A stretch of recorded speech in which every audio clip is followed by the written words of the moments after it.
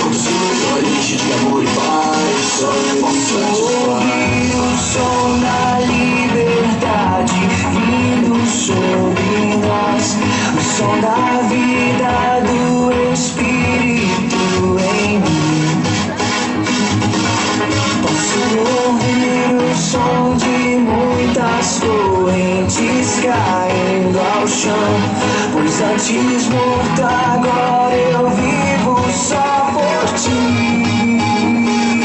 Na minha liberdade eu pulo e danço ao Senhor Deus. Na minha liberdade eu pulo e danço ao Senhor.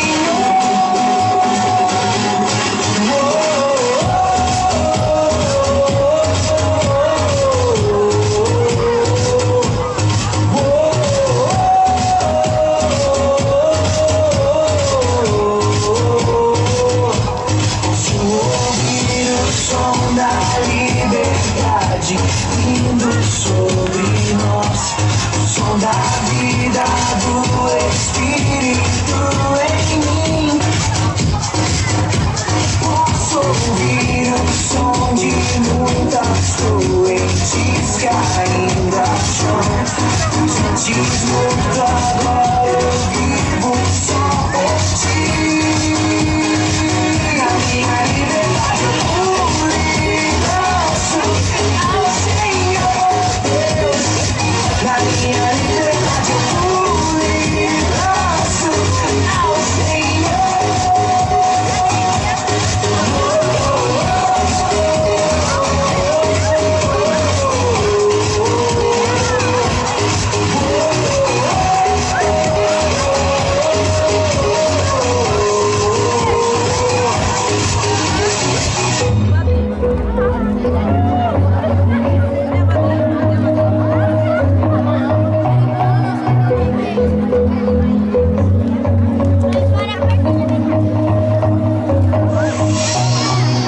Agora livre sou, Cristo me libertou. Agora posso cantar aquela dor que eu tinha já passou.